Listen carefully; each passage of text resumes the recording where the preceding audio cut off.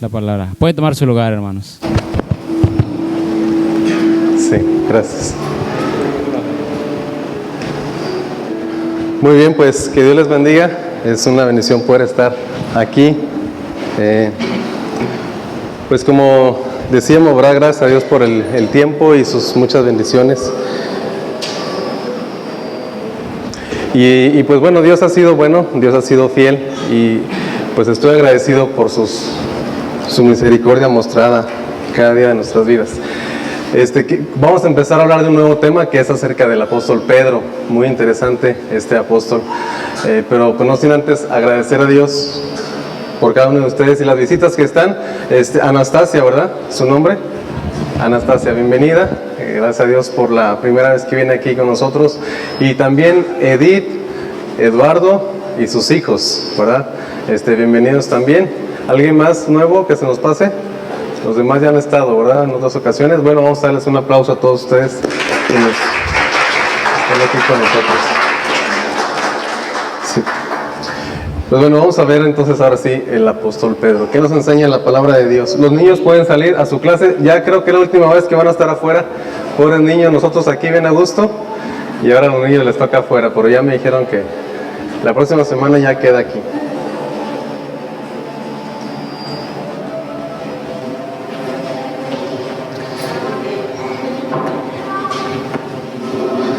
Vamos a hablar de este tema, certera futura en medio de la aflicción.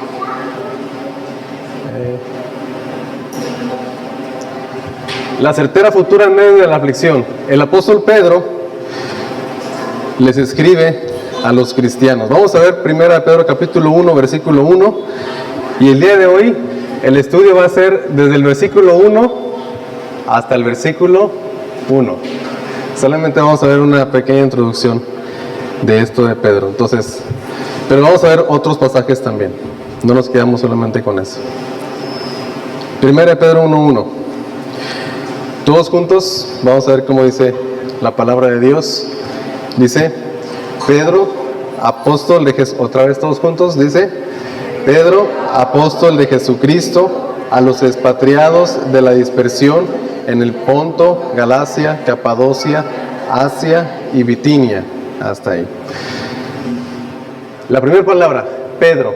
Y para empezar entonces pudiéramos decir, bueno, ¿quién fue el apóstol Pedro? Obviamente primero fue un discípulo, después fue un apóstol, pero él fue un hombre conocido principalmente por las cosas que él hizo, pero las cosas que hizo mal. Aquí le puse, fue uno de los apóstoles, conocido mundialmente por ser aquel apóstol que lo negó. ¿Verdad? Porque sabemos muy bien, prácticamente nadie se sabe el nombre de los apóstoles, solamente de Pedro porque lo negó y de Judas porque lo traicionó y nada más. ¿Verdad? Es que así somos, solamente recordamos las cosas negativas, ¿verdad? Fue el que le cortó la oreja al siervo del sumo sacerdote, fue el Pedro impulsivo, el temperamental, el hablador, algunos decían así también, fue aquel a quien le faltó la fe al caminar sobre las aguas. Y eso es lo que tenemos en mente en cuanto a Pedro. ¿Quién fue Pedro? Bueno, pues fue el que lo negó 3 veces, fue aquel que cortó la oreja del siervo del sumo sacerdote. Y así pensamos. Muchas veces nuestra imagen de las personas siempre se queda en lo malo que ellos fueron, ¿verdad? Y aquí por eso le puse en la aplicación. Hay esperanza y transformación en Dios, porque ciertamente así era Pedro. Era un hombre impulsivo, temperamental, corajudo, un hombre que no quería sufrir nada, tampoco él. Todo lo que tenía que ver con sufrimiento, Pedro decía: Señor, que eso no te pase y que eso no nos pase. Por eso él lo negó. Ese era el pensamiento de Pedro, la filosofía, es decir, sufrimiento, nada. Todo lo que tenga que ver con paz y tranquilidad y bondad, eso sí. Y Dios le transformó. Porque lo que vamos a ver en la carta es, precisamente como les puse, el nombre es certeza futura en medio de la aflicción. Vivir con una fe en el futuro, en la eternidad, aún en medio del sufrimiento. Pedro no quería sufrir en los evangelios. En los hechos, vamos a verlo hoy, empieza a sufrir. Y en su carta que escribe algunos años después, él les dice a los cristianos: ustedes tienen que sufrir. Si van a padecer, padezcan como cristianos. Entonces, como aplicación, tal vez tengamos un mal testimonio de nuestra vida anterior, ¿verdad? Tal vez mucha gente todavía puede pensar de nosotros: ay, el pastorcito Valdonos, yo lo conocía antes de que fuera pastor, lo conocía antes de que fuera cristiano, y nos contarían muchas cosas, ¿verdad? Y sobre todo nuestra familia sabría muchas cosas, pero hay transformación en Dios. Eso es lo que quiero que captemos nosotros el día de hoy. No sabemos cómo está nuestra vida anterior o incluso nuestra vida actual, pero si nosotros nos depositamos en Dios, hay transformación en Él. Entonces, esa es la primera aplicación. Hay esperanza, no estamos perdidos. Dios puede transformar nuestra vida así como lo hizo con Pedro. Otra aplicación. Tal vez siempre nos recordarán más por las cosas negativas que por las cosas positivas. Tal vez eso nunca va a cambiar, como sucedió con Pedro. Incluso algunos ni siquiera saben que escribió cartas. ¿A poco Pedro escribió la Biblia? ¿A poco? Sí, Pedro fue uno de los escritores inspirados por Dios. Pero lo recordamos más por lo malo. Y tal vez así va a ser siempre en nuestra vida. Entonces la aplicación es, bueno, si así pasaba con Pedro, pues conmigo también puede pasar algo parecido, ¿no? Que siempre recuerden lo malo que era. En primer lugar, Pedro, vamos a verlo en la Biblia, en otros pasajes. Hoy solamente quiero que veamos en Pedro capítulo 1, versículo 1, Pedro, apóstol de Jesucristo. Él se presenta así. ¿Quién era? Era hermano de Andrés. Vamos al Evangelio de Juan, capítulo 1, cuando Jesús inicia su ministerio. Y aquí están los versículos 40 al 42. Al inicio del ministerio de Jesucristo, antes de Cristo estaba predicando Juan el Bautista. Y Juan el Bautista solamente estaba preparando el camino para que viniera Jesús. Y sucedía que algunas veces lo que pasaba era que algunos discípulos empezaban a seguir a Juan el Bautista, pero cuando vieron a Jesús, dijeron, no, yo sigo al verdadero maestro. Y eso es un símbolo de la conversión, ¿verdad? Que a veces gente dice, bueno, pues yo estaba en ciertas creencias y fe y todo, pero eso me preparó para llegar a la fe correcta, a la fe de la palabra de Dios. Y era lo que pasaba aquí. Vean lo que dice Juan 1, versículo 40 al 42. Dice, Andrés, hermano de Simón Pedro, era uno de los dos que habían oído a Juan y habían seguido a Jesús. O sea, habían seguido primero a Juan y después siguieron a Jesús. O sea, Andrés, halló primero a su hermano Simón y le dijo, hemos hallado al Mesías, que traducido es el Cristo. Y le trajo a Jesús, y mirándole Jesús dijo, tú eres Simón, hijo de Jonás, tú serás llamado Cefas, que quiere decir Pedro. Entonces, ¿quién fue el primero que siguió a Jesucristo? ¿Fue Andrés o fue Pedro? El primero fue Andrés. Y Dios usó a Andrés para traer a Pedro. Ahora también, bíblicamente hablando o cristianamente hablando, muy pocos conocen el nombre de Andrés como uno de los discípulos de Jesucristo. Muy pocos se acuerdan de él. Porque él no hizo mucho a la vista de muchos, pero él sí hizo algo muy importante, que fue traer a Pedro a los pies de Jesús. Y tal vez algo también suceda en nuestra vida. Tal vez nunca vamos a ser reconocidos mundialmente, ni en el pueblo, ni en la iglesia, ni nada, pero Dios puede usar nuestra vida simple y sencillamente para traer a uno más. Y quién sabe si ese uno más que traemos, ese sí es usado por Dios de maneras más visibles. Pero también nosotros podemos ser usados por Dios de manera más discreta, así como fue en el caso de Andrés. Andrés fue y le predicó a Pedro. Pero años después vemos a Pedro predicándole a 3,000 personas, a 5,000 personas, yendo a la cárcel y compartiendo. No lo hizo Andrés, lo hizo Pedro, pero para que Pedro llegara a la fe, usó a Andrés. Eso también es muy importante que vemos con Pedro. Pedro era un pescador que decidió dejarlo todo por seguir a Jesús. Y vamos a ver entonces el Evangelio ahora de Mateo capítulo 4. Esto que vemos en Juan es cuando era al inicio del ministerio de Jesús. Pero es lo que vemos en Mateo, que fue tal vez unas semanas después o unos meses después. Ellos ya lo siguen de manera definitiva. Mateo 4. ¿Qué pasó aquí con Mateo capítulo 4, versículos 18 al 22? También un pasaje muy interesante, vean. Andando Jesús junto al mar de Galilea, vio a 2 hermanos, Simón llamado Pedro y Andrés su hermano, que echaban la red en el mar porque eran pescadores. Y les dijo, venid en pos de mí y os haré pescadores de hombres. Ellos entonces, dejando al instante las redes, le siguieron. Vamos a continuar. Pasando de ahí vio a otros dos hermanos, Jacobo, hijo de Zebedeo, y a Juan, su hermano, en la barca con Zebedeo, su padre, que remendaban sus redes. Y los llamó, y ellos, dejando al instante la barca y a su padre, le siguieron. Al principio empiezan a seguirlo de una manera más pausada, y como que de repente escuchaban sus enseñanzas, pero llega el tiempo en el que entienden que es el verdadero maestro, y lo que hacen es, dejan lo que están haciendo para seguir a Jesús de una manera más intencional. Él era un pescador que decidió dejarlo todo por seguir a Jesús. Dentro de su carácter impulsivo también eso le ayudó para dejarlo todo. Entonces no todo está perdido con nuestra forma de ser ni con nuestro carácter, porque si él no hubiera sido impulsivo, tal vez se hubiera tardado más y más y más, y no hubiera predicado después. Pedro fue uno de los 3 discípulos más cercanos. ¿Se acuerdan ustedes que Jesús tenía personas que le seguían? ¿Cuánto le seguían? Dice la Biblia que multitudes le seguían, eran muchísimos. Y a veces lo que hacía, pues le daba de comer a muchas personas, 5,000, sin contar mujeres y niños.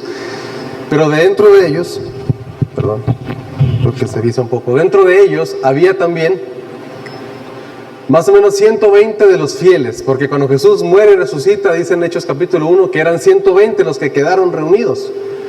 Pero dentro de esos 120 había 70 que le servían, porque él mandó a predicar a 70. Dentro de esos 70 había 12 que estaban con él siempre, los discípulos. Pero dentro de esos 12 había solamente 3 que eran más cercanos. No sé si se le puede llamar a sus favoritos o sus así, pero eran más cercanos a Jesús, estaban con él, más de cerca. Y estos eran Pedro, Jacobo y Juan. Por eso dice ahorita la lectura completa, era Andrés, Pedro, Jacobo y Juan. No sé por qué, pero Andrés no era de los 3, eran solamente Pedro, Jacobo y Juan. Y aquí vemos en Marcos 5, vamos a ver, todos estos están en Marcos. Vamos a, solamente para entender un poquito de estos discípulos que eran más cercanos a Jesucristo.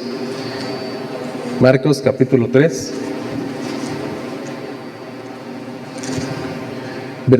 Capítulo 5, perdón, versículo 37. Marcos 5, 37.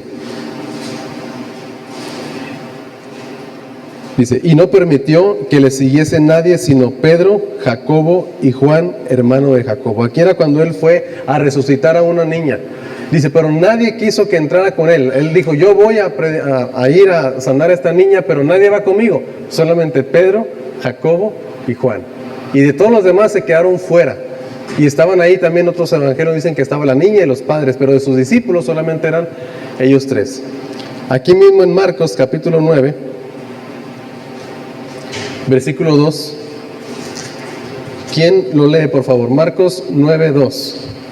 Para ver qué dice este pasaje. Marcos 9, 2. Sí. ¿Sí? Jesús tomó a Pedro, a Jacobo y a Juan y los llevó aparte todos a un monte alto y se transfiguró delante de ellos.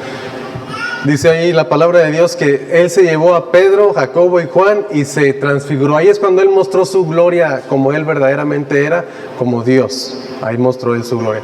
Pero solamente fueron ellos 3. En Marcos capítulo 13, versículo 3. ¿Qué es lo que sucedió aquí? Marcos 13, 3.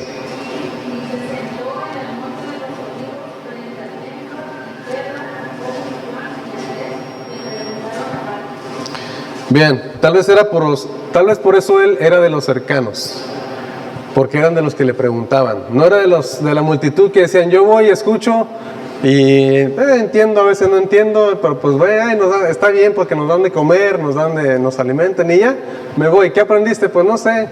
Muchas cosas muy bonitas dicen por ahí. Pero había personas más interesados, dentro de ellos era Pedro, Jacobo y Juan, y le preguntaron aparte, Señor, a ver, explícanos bien, porque no entendimos lo que quisiste decir. Eso es, por esa razón, ellos eran de los más allegados. Y también Marcos 14, 33, ¿qué dice? Ahora acá de mi otro lado, por favor. Marcos 14, 33.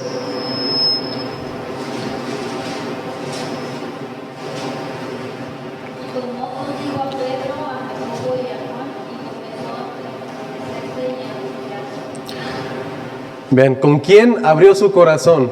Porque dice que empezó a entristecerse y angustiarse. Con Pedro, Jacobo y Juan. O sea, él nunca mostró sus sentimientos a tal grado como con ellos delante de mucha gente. Solamente delante de los más allegados, Pedro, Jacobo y Juan. Y fue cuando él mostró su angustia porque iba a la cruz, ¿verdad? Su deber, eso lo vimos cuando hablamos de la negación de Pedro, precisamente antes de Semana Santa. Su deber sería confirmar a los demás. Lucas 22, 31 al 32. Es cuando Jesús le dice: Pedro, Satanás os ha pedido para zarandearos como a trigo, pero yo he rogado por ti que tu fe no falte. Pero tú, una vez vuelto, o sea, una vez restaurado, una vez levantado, ¿qué es lo que tienes que hacer? Confirmar a tus hermanos. Esa era la labor del apóstol Pedro. Y tal vez por eso él tuvo que caer tan feo al momento de negar a Jesucristo para sentir lo que es el perdón verdadero. Y entonces ahora sí poder compartirlo. Tal vez él por eso tuvo que ser humillado en ese sentido para poder ser usado por Dios. Y así es lo que Pedro entendió después. Él tuvo que ser humillado para que Dios lo usara después. Su labor era confirmar a los demás. Él era líder de la iglesia en Jerusalén. Juan 21, 15 al 22. Bueno, eso es interesante. Miren, lo voy a leer en otra versión. Si ustedes quieren seguirme en la 60, lo voy a leer en la Nueva Traducción Viviente. Es una de las traducciones que le da el sentido y es un poquito más dinámica. Cuando los traductores se meten en el asunto de traducción, a veces se encuentran con una palabra que puede significar varias cosas y en esta ocasión lo que sucedió es la palabra amor. Tal vez entendieron que solamente había una palabra para amor en aquel tiempo en nuestro español, pero vamos a ver Juan cómo lo traduce un poquito más aquí en la Nueva Traducción Viviente. Juan 21. También es un pasaje muy, muy conocido. Jesús le preguntó: ¿me amas? Y Pedro le dice: sí, Señor, tú sabes que te amo. Pero los que estudian un poquito las palabras del griego y dicen que en griego hay diferentes palabras para demostrar amor. Uno es agapo, que es el amor más sacrificial, el amor verdadero, pues, por decirlo de cierta forma, el amor en el que uno se sacrifica por el bienestar del otro, no importando todo eso, y que se entrega por el otro. Ese es agapo o agapeo, o ágape, son como variantes. Está el otro que es el amor filos, que es el fileo, también es otra variante, que es el amor entre hermanos, el amor así, el amor de te quiero solamente, es como, oye, cuando alguien le dice, oye, yo te amo, y el otro, sí, yo te quiero también. Es algo así. Pues sí, está bien, pues yo tranquilo. Está también el amor eros, que de ahí viene el erotismo, el erótico, de todas esas cosas. Y hay diferentes. También está el amor del padre a los hijos, que no recuerdo cómo se llaman en griego. Pero los que estudian ahí se dan cuenta que en los manuscritos está diciendo Jesús: Pedro, me agapao, o sea, ¿me amas? Y que Pedro, ¿qué creen que le contesta? Sí, Señor, tú sabes que te fileo. De hecho, en otras versiones así lo dice: Simón, hijo de Jonás, ¿me amas más que estos? Sí, Señor, contestó Pedro, tú sabes que te quiero. Esa es la respuesta. Tal vez él no sentía como eso para decirle: Señor, tú sabes que te amo, porque lo acababa de traicionar, lo acababa de negar unos días antes. No se sentía con el ímpetu ni con la certeza de decirle: Señor, yo te amo, porque ella lo había dicho antes: te seguiré hasta la muerte. Pero ahora aquí él como que aprendió a ser más prudente, a no decirlo así. Jesús le dijo: bueno, entonces alimenta mis corderos, le dijo Jesús. Jesús le repitió: hijo de Jonás, ¿me amas? Y contestó: sí, Señor, tú sabes que te quiero. Lo mismo, tú sabes que te quiero. Entonces cuida mis ovejas, le dijo Jesús. Versículo 17. Le preguntó por tercera vez: Simón, hijo de Jonás, hijo de Juan, aquí le dice, ¿me quieres? Pero le dolió que Jesús le dijera la tercera vez: ¿me quieres? O sea, ya no le preguntó: ¿me amas? Ya le preguntó: ¿me quieres? Señor, tú lo sabes todo, tú sabes que te quiero. Jesús le dijo: alimenta mis ovejas, o pastorea mis ovejas. Independientemente del grado de amor hacia Jesucristo, la responsabilidad de Pedro era alimentar a la iglesia. Él fue el primer líder de la iglesia. Siempre lo vemos ahí al apóstol Pedro, de la iglesia en Jerusalén específicamente. Y vamos a ver Hechos, solamente aquí les puse Hechos del 1 al 5. Lo que vemos es a Pedro, que él está predicando. Le predica a multitudes, dice que creyeron en la primera predicación que él se aventó como 3,000 personas y después había más personas que creían. Y en Hechos 4, versículo 19 al 20, vean cómo dice la palabra de Dios. Hechos 4, versículos 19 y 20. ¿Y qué es lo que está pasando aquí? A ver, permíteme, déjame lo encuentro. Hechos 4, versículos 19 y 20. Pedro y Juan ante el concilio, ese es el título que nos da aquí. Ellos habían predicado a Jesucristo. Versículo 18, y llamándolos a Pedro y Juan, les intimaron que en ninguna manera hablasen ni enseñasen el nombre de Jesús. Mas Pedro y Juan respondieron diciéndoles, juzgad si es justo delante de Dios obedecer a vosotros antes que a Dios, porque no podemos dejar de decir lo que hemos visto y oído. Ellos entonces les amenazaron y les soltaron, no hallando ningún modo de castigarles por causa del pueblo. ¿Qué fue lo que ellos estaban haciendo? Predicando. Y le dice, juzguen si es bueno obedecer a ustedes antes que obedecer a Dios. Y después lo soltaron, pero ya le dijeron, ya no prediquen a Jesucristo. ¿Qué creen que fue lo que hicieron? Lo soltaron y lo primero que hicieron fue lo que le dijeron que no hicieran. Fueron a predicar a Jesucristo y otra vez los traen.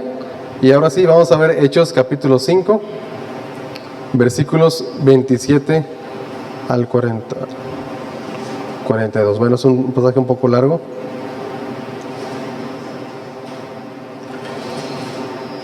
Dice, desde 25, pero viniendo uno les dio esta noticia, he aquí los varones que pusisteis en la cárcel están en el templo y enseñan al pueblo, porque en el capítulo 4 los habían puesto en la cárcel un día.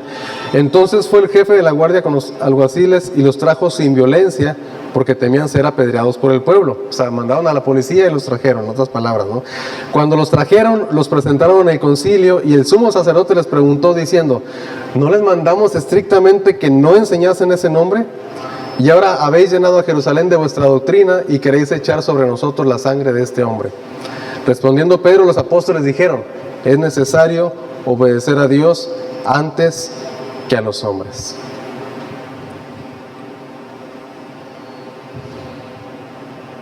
Y aquí vemos entonces que Pedro no quiso dejar de predicar. Vean lo que dice el versículo 40. Y convinieron con él, o sea, se puso un hombre a favor de ellos que se llama Gamaliel, que luego vamos a ver que fue el maestro de Pablo. Y él les dice en otras palabras, no les hagan nada, no vaya a ser que estemos luchando contra Dios.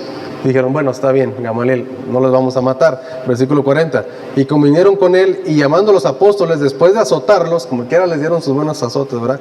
Les intimaron que no hablasen en el nombre de Jesús y los pusieron en libertad. Y ellos salieron de la presencia del concilio. Vean, Pedro, el que no quería sufrir nada, salió gozoso de haber sido tenidos por dignos de padecer afrenta por causa del nombre. Y los azotaron, le dijeron, no vuelvan a predicar. ¿Y cómo salieron? Agüitados. ¿Cómo somos nosotros? Nosotros somos muy diferentes. Que nos diga, ya no me compartas, bueno, pues ya. O nos enojamos, nos molestamos, o nos agüitamos y decimos, ya no quiero compartir de Cristo. ¿Por qué? No, porque me hicieron feo, me dijeron cosas y me dijeron que soy un aleluya y pues ya no quiero predicar. Y ya, nos agüitamos, no lo hacemos. Pero ellos no solamente les dijeron, les azotaron y les dijeron, ya no vuelvan a hacerlo. Y salieron gozosos. Eso es algo que aprendemos de Pedro. Y versículo 42. Y todos los días en el templo y por las casas no cesaban de enseñar y predicar a Jesucristo. Ese era Pedro. O sea, su ímpetu, ahora en vez de usarlo para mal, lo usó para bien. Pedro sufría azotes y cárceles. O sea, él estaba de cárcel en cárcel, ¿verdad?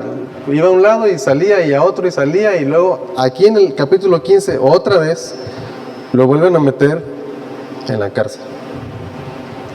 Por aquí ya lo querían matar también, ¿verdad? En Hechos, perdón, no es el 15. Creo que aquí yo tuve un error. Sí, el 15 no es.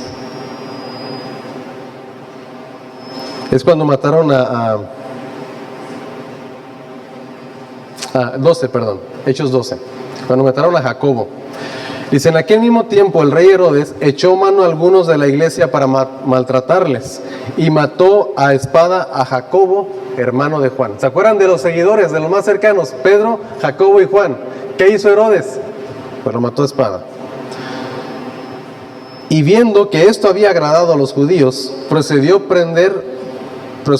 a prender también a Pedro. O sea, él dijo, esto le gustó al pueblo, le gustó la sangre, pues ahora también agarró a Pedro, que es de los principales también.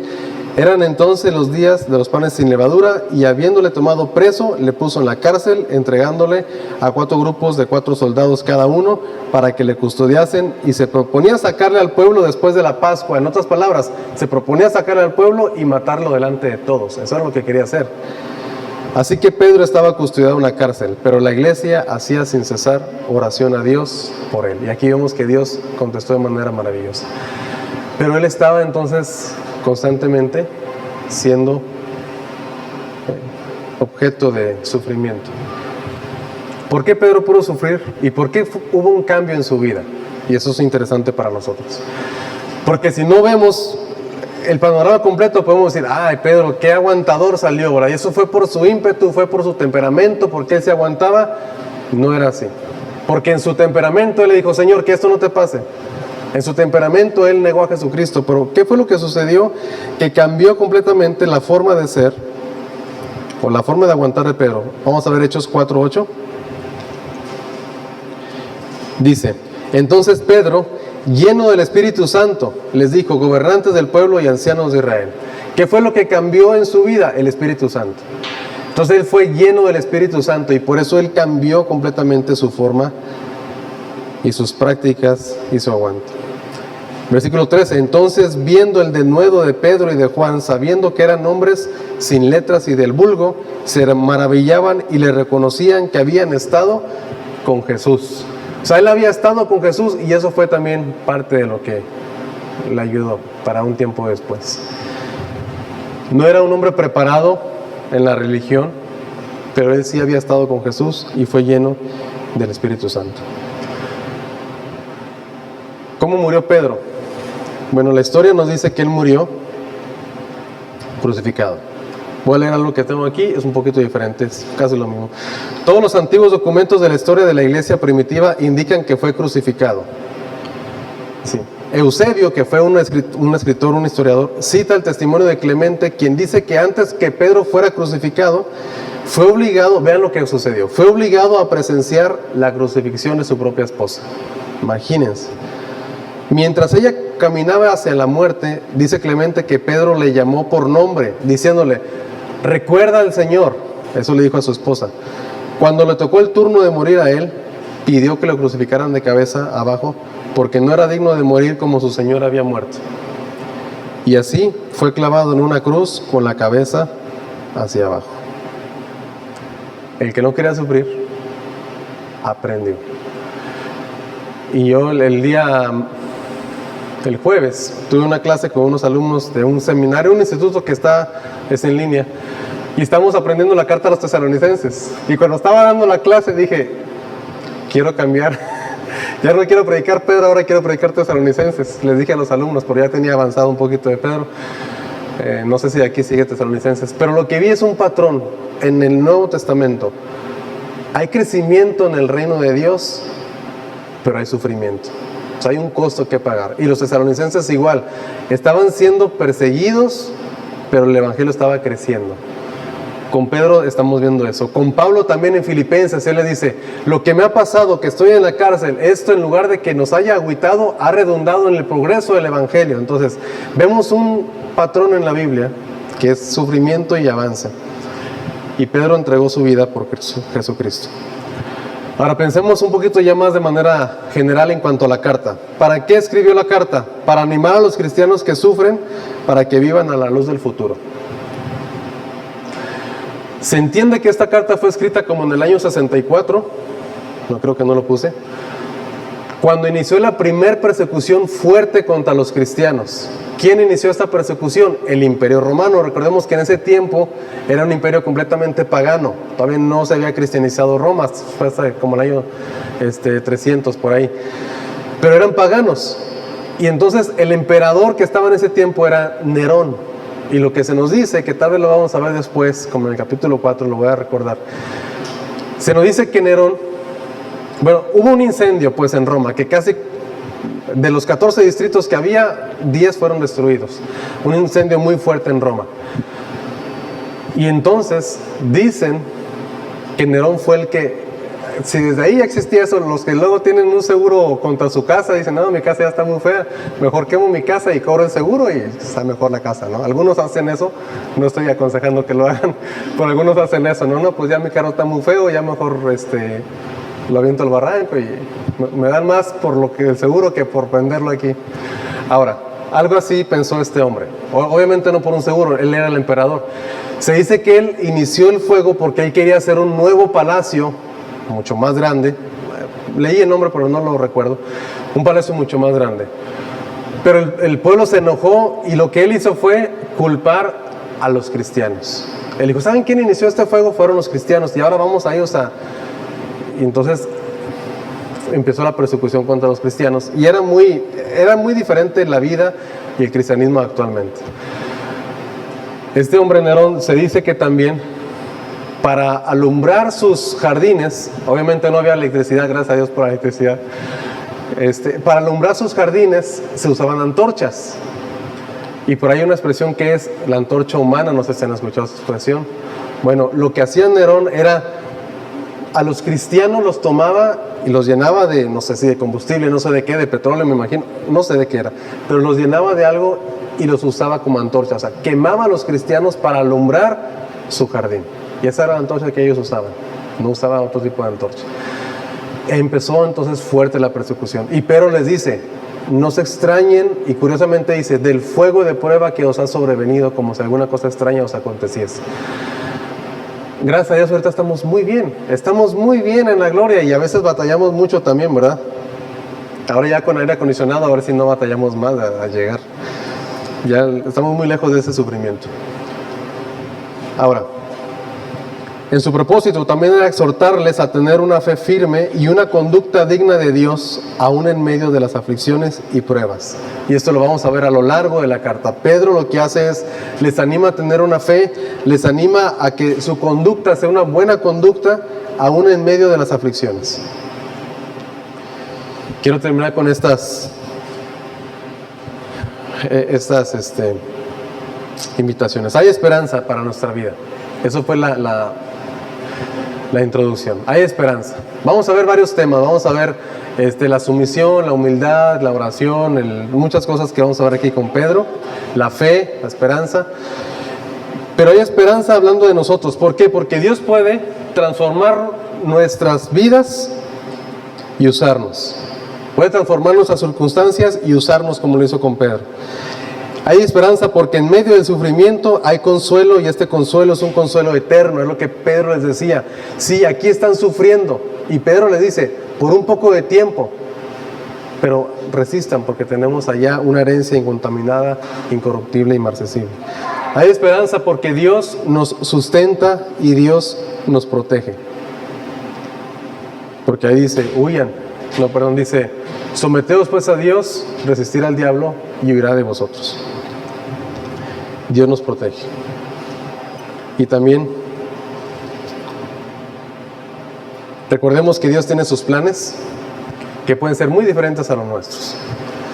El plan de Dios, por ejemplo, pensemos un poquito en los apóstoles, ya esto es lo último, ya estamos terminando. Juan, hijo del trueno.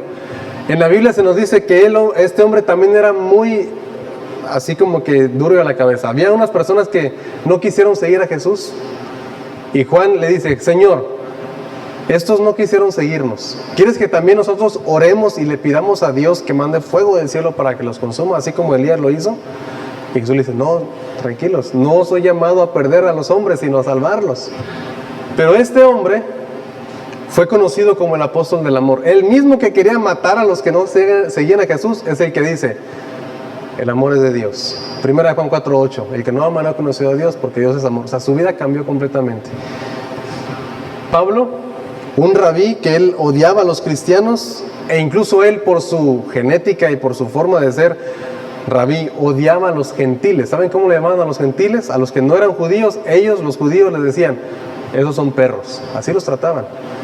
Pero Dios le dice, ¿sabes qué? Bueno, a esos yo voy a hacer que tú tengas un amor especial para ellos y vayas y les prediques.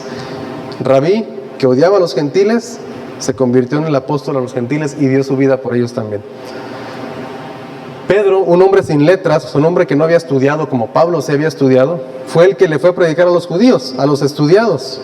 También curiosamente eso es.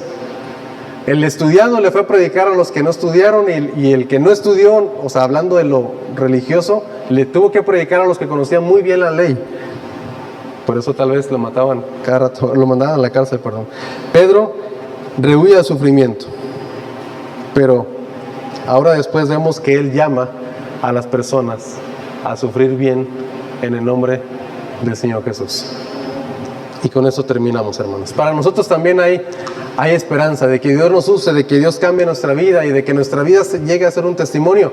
Y incluso en medio del sufrimiento hay esperanza. En medio de las aflicciones hay esperanza. Las cosas no están perdidas. Aquí en el cristianismo hay esperanza. En la Biblia, en la palabra de Dios hay esperanza. Tenemos un Dios que nos escucha, un Dios que nos responde, un Dios que nos ama, que nos consuela.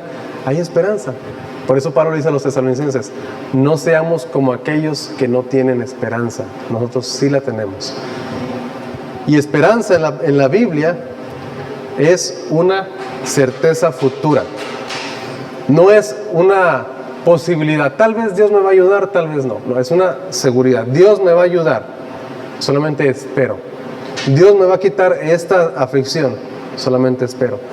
Pero Pedro les dice, tal vez esta aflicción va a durar toda la vida, pero tienen una vida eterna y allá ya no van a sufrir.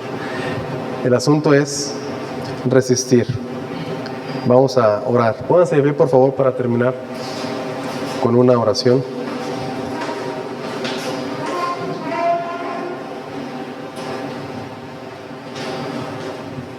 Señor, gracias te damos por tu palabra, gracias te damos por la vida y el testimonio de Pedro, Señor, aquel hombre que cometió muchas fallas y muchos errores como nosotros, pero tú le cambiaste, le transformaste con tu Espíritu Santo, Señor. Y sabemos que también nosotros podemos tener esa seguridad y esa esperanza, Señor, de que cambias nuestra vida, Padre.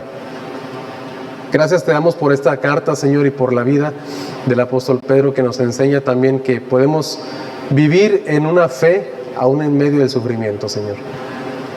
¿Por qué? Porque Jesucristo, nuestro Maestro, nos ha dejado ejemplos para que sigamos sus pisadas. Señor, gracias te damos porque a pesar de las necesidades, a pesar de las aflicciones que hay en nuestra vida, Señor, recordamos que tenemos un sumo sacerdote, Jesucristo, que intercede por nosotros, Padre, y nosotros aprendemos cada día más de Él. En tu mano nos ponemos, Señor, y ayúdanos a ser fieles, a soportar. Ayúdanos, Señor, también a que nuestra vida sea dirigida por ti, Padre Santo. En nuestras aflicciones y necesidades. Y, Señor, pues que tú seas siempre el que nos consuele, teniendo nosotros una esperanza firme en ti, Señor, porque tú nos has dado la salvación en Cristo Jesús a todo aquel que cree. Amén. En el nombre de Él oramos. Amén. Amén. Pueden sentar.